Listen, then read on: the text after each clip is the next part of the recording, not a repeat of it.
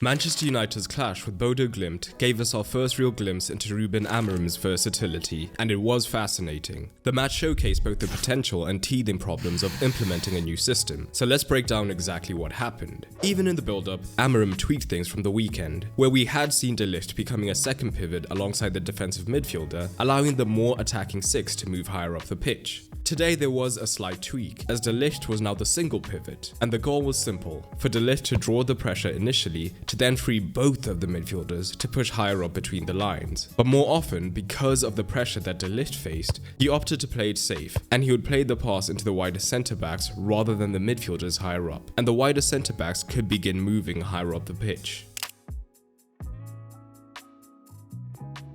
But here's the thing, this approach with De Ligt is most effective when you're actually successful at drawing in the pressure. But for large portions of the match, Bodo were not interested in applying a high press, because they had a clear game plan that they believed in. For large swathes of the game, they sat in a mid-block 4-1-4-1 without much interest in pressing high up, meaning that United could shift into the attacking 3-2-5 that Amorim prefers. And here's the thing, despite the scoreline, for long spells, Bodo Glimt were able to force United into long spells of non-threatening possession.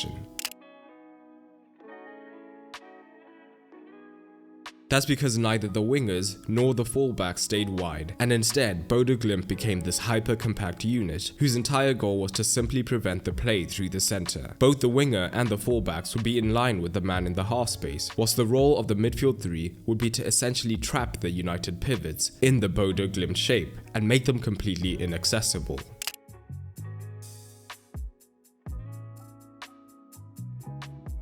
Again, an interesting approach from Amorim is that even when his wide centre-backs have all of this space, they tended to remain fixed in these positions, rather than moving higher with the ball in the attacking play. Maybe Amorim is cautious of the counter-attack coming back the other way, but against compact sides it could be a good option, as on the rare occasions we did see them drive forwards, it drew men out of position, creating more space in the centre.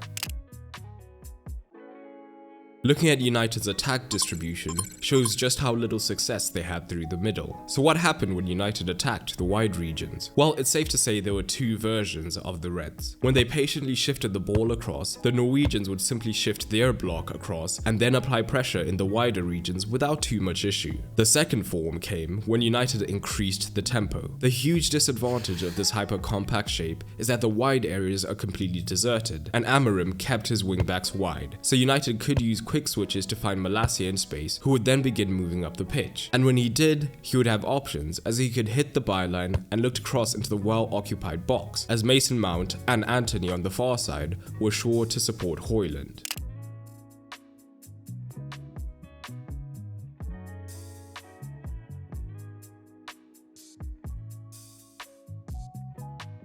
But Malacia's interactions with Garnacho were the clear goal. The 5 versus 4 advantage against the backline means that the defensive fullback is always at risk of being 2 versus 1 down, and we saw just that. Whenever Malacia received, that would be the trigger for Garnacho to make the run through the half space, and he got on the end of the ball to get into dangerous positions in the box. This was good, but of course a huge disadvantage is that Garnacho was often on his weak foot, so his crosses didn't have the pace or the accuracy to cause major problems.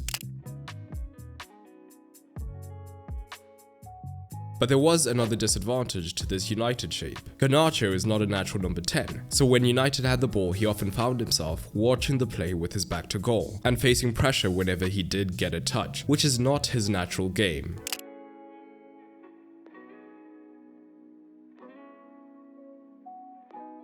Keep this in mind because Amorim adapted brilliantly to this in the second. But we first need to talk about the weaknesses that United faced. The most glaring issue in United's performance was their vulnerability in transition. While Amorim's system looked promising in possession, the defensive structure when losing the ball raised serious concerns that Bodo Glimt repeatedly exposed. Although in fairness, Bodo Glimt were particularly impressive on the break, swarming forwards consistently. When United were high up in the controlled 3-2-5 shape, both of their sixes and certainly Fernandes would find themselves extremely high up the pitch, camped and ready to recycle the ball when it came out. Occasionally, both Fernandes and Ugarte could be the late runners into the box to make the difference, which did have advantages as we saw in United's winning goal.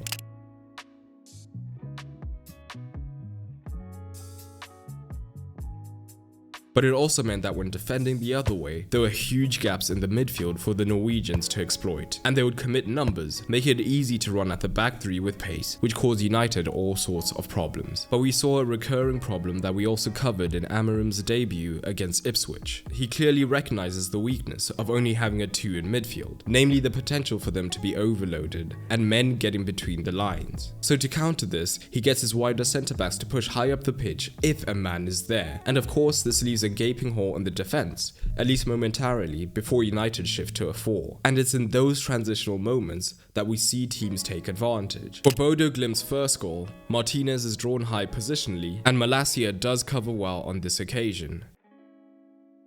However, Bodo pick up the second ball, and Martinez is still high, so now we have this transitional moment where Malacia is still wide, and Martinez hasn't recovered, allowing Bodo to enter zone 14, eventually leading to the goal. For Bodo Glimt's second, we see copy and paste issues. Fernandez is not naturally a 6 and he's high, backing up the press, and Martinez follows the attacker deep, so the long ball comes into the space vacated and United go in behind.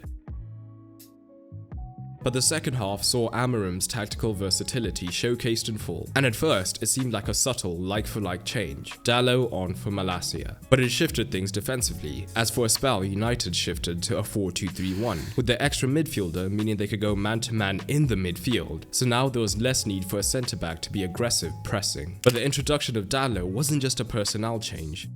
It restructured United's attack. Dalot, unlike Malacia, played in the half space, drawing the fullback in. So now it was Garnacho in the wide space receiving in his natural position, and he looked extremely dangerous, driving at his man consistently and looking much more of a danger than in the first half. This was helped by the fact that Dalot is quick enough in this half space to be a threat, and two-footed enough to get crosses in if he did receive the ball in those regions.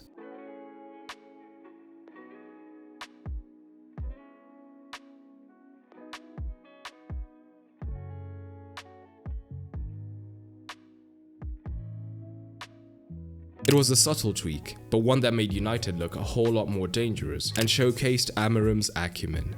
This match highlighted a crucial challenge for United going forward. Against teams setting up in compact central blocks, which we'll likely see more of, United need to develop elite wide threat to break them down. Today showcased both the problem and a potential solution. But what did you make of the match? Drop your thoughts in the comments below.